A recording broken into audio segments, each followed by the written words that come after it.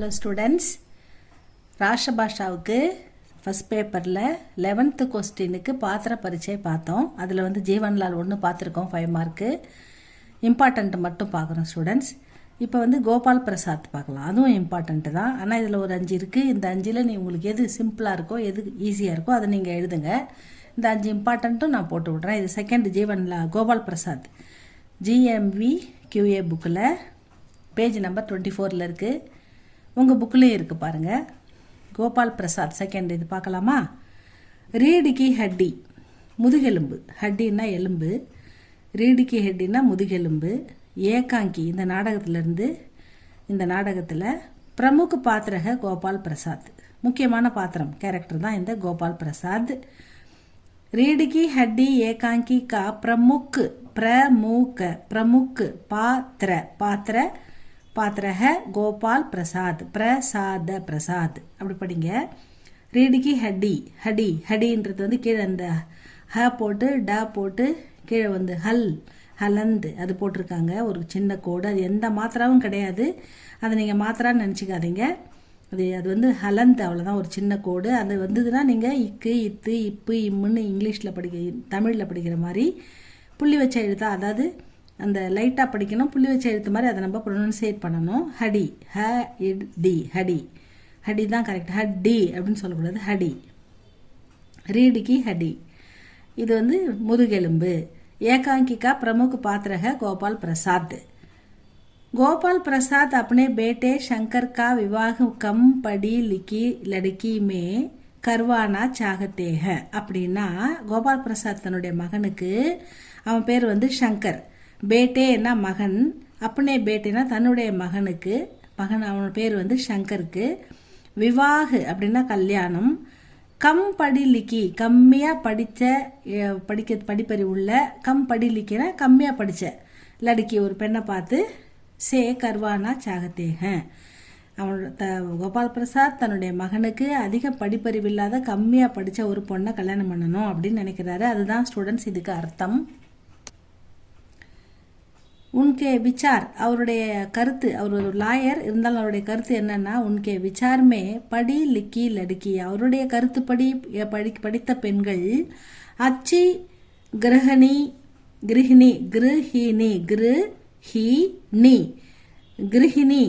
நஹி பன் சக்தி, ரொம்ப படித்த பெண்கள் வந்து நல்ல இல்லத்தரசியாக இருக்க முடியாது அப்படின்றது அவருடைய சொந்த கருத்து. உன்கே விசார், அவருடைய கருத்து என்னன்னா, நல்லா படித்த பெண்ணை கல்யாணம் பண்ணால் அது நல்ல குடும்ப பெண்ணாக இருக்காது, குடும்பத்தை பார்க்காது அப்படின்னு அவர் நினைக்கிறார். படி லிக்கி லடுக்கி அச்சி கிரஹிணி நஹி பன் சக்தி, இதான் அவருடைய கருத்து. वह बात पर वाद विवाद करती रहेगी. அதாவது வகுனா அந்த படித்த பெண்ணை குறிக்குது இந்த இடத்துல. அந்த படித்த பெண்ணை கல்யாணம் பண்ணிட்டா அவங்க எல்லா விஷயத்துக்கும் வாதம் பண்ணுவாங்க, ஆர்கியூ பண்ணுவாங்க, வாத விவாதம் எல்லாத்துக்கும் கேள்வி கேட்பாங்க, எல்லாத்தையும் ஆர்கியூ பண்ணுவாங்க அப்படின்னு அவர் நினைக்கிறார். அதாவது பாத் பர் வாது விவாது கர்த்தி ரஹேகி, எல்லாத்துக்கும் கொஸ்டின் கேட்பாங்க, எல்லாத்துக்கும் எதுக்கு ஏன்னு கேட்பாங்க, வாதம் பண்ணுவாங்க, ஆர்கியூ பண்ணுவாங்க. படித்த பொண்ணுங்க வந்து சொன்ன பேச்சு கேட்க மாட்டாங்க அப்படின்றது அவருடைய கருத்து. அதை தான் இங்கே சொல்லியிருக்காங்க. गोपाल प्रसाद उमा को लड़की देखने शंकर के साथ आते हैं.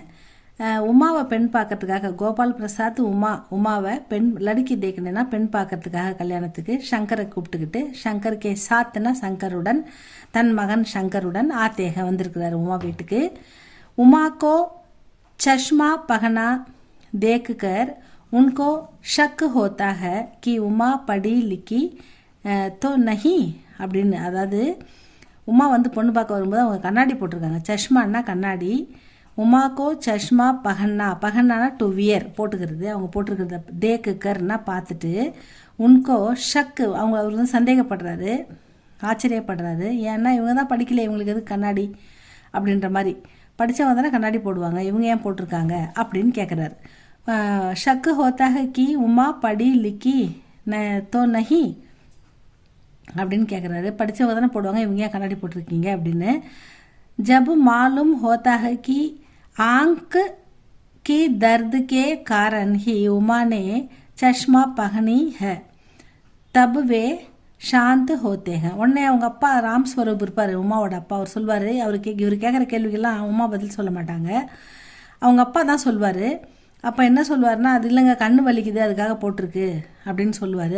ஆங்கு கி தர்துனா வலி, ஆங்குன்னா கண்ணு, காரன்னா தர்து வலி காரணத்துக்காக, வலிக்குதுன்ற காரணத்தினால உமானே சஷ்மா பகன்திக, உமா வந்து கண்ணாடி போட்டிருக்காங்க அப்படின்றத கேட்டோடனே அவர் அமைதியாகிறார். சாந்த் ஹோத்தேகன்னா கோபால் பிரசாத் அமைதியாகிறாரு. ஒருவேளை அந்த பொண்ணு படிச்சிருக்குமோ, அதிகமாக படிச்சிருக்குமோ அப்படின்னு டவுட் வந்தது அவருக்கு. அது கண்ணு வலிக்குதுன்னு அவங்க அப்பா சொன்னதால் அமைதியாயிட்டாருன்னு சொல்கிறாங்க. கோபால் பிரசாத் ரூடிவாதி ஹே, அதாவது அவர் வந்து ஒரு சுயநலவாதியாக இருக்கார். உன்கே விசாரமே, அதாவது ஒரு பகுத்தறிவுவாதியாக அவர் இல்லை, ஒரு மூட நம்பிக்கைவாதியாக இருக்கார். ரூடிவாதினா மூடநம்பிக்கை, பழமைவாதி அப்படின்னு சொல்லலாம். இந்த ரூடிவாதின்ற வேர்டு அப்படி எடுத்துக்கலாம். உன்கே விசாரமே, அவருடைய கருத்துப்படி நயா ஃபேஷன், அது புதிய நாகரிகம் அப்படின்ற பேரில், ஃபேஷன் அப்படின்ற பேரில் பில்குல் பேக்கார்க, நிறைய செலவு பண்ணுறாங்க, ரொம்ப அது பணத்தை வேஸ்ட் பண்ணுறாங்க. நயே ஃபேஷன் கே நாம் பர் லடுக்கியா பகுத் ஃபிசூல் கர்ச்சு கர்த்திக, நிறைய வெட்டி செலவு, வீண் செலவு, ஃபேஷன்ற பேரில், மேக்கப்ன்ற பேரில் இவங்க வந்து நிறைய வீண் செலவுலாம் பண்ணுறாங்க அந்த பெண்கள் அப்படின்றது அவருடைய கருத்து. கோபால் பிரசாத் கி பாத்தோं से तंग आकर उमा शंकर के चरित्र की मजाक उड़ाती है तो गोपाल प्रसाद उमा पर क्रोध करते हैं और शिकायत करते हैं कि उनकी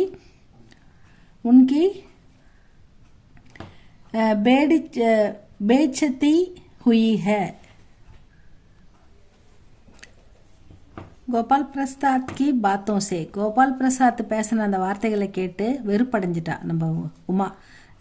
தங்கு ஆக்கர், கோவம் வருது அவளுக்கு.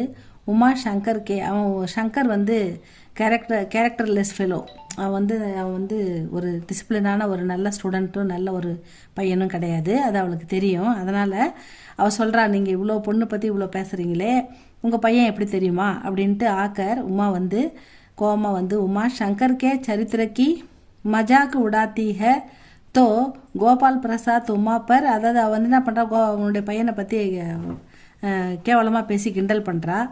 அதை கேட்ட கோபால் பிரசாத்துக்கு உமா பர் குரோது கர்த்தே, கோவம் வந்துடுது உமா மேலே. அவர் ஷிகாயத்து கர்த்தேங்க, அவர் வந்து என்ன பண்ணுறாரு, கம்ப்ளைண்ட் பண்ணுறாரு, உங்கள் பொண்ணு என்ன இவ்வளோ பேசுது அப்படின்னு. கி உன்கி, அவருக்கு என்ன ஆகுதுன்னா பேய்ஜத்னி, அதாவது பேய்ஜந்தின்னா பேயி இச்சு இன் தீ, பேயிச்சந்தி அப்படின்னா அவமதித்தல். என்னை உங்கள் பொண்ணு அவமானப்படுத்திட்டா, அசிங்கப்படுத்திட்டா, என்னை வந்து என்ன என் பையனையும் அவள் வந்து அவமதிச்சிட்டா அப்படின்னு சொல்லி ஹுயிஹ அப்படின்னு கம்ப்ளைண்ட் பண்ணுறாரு பொண்ணு உமாவை பற்றி.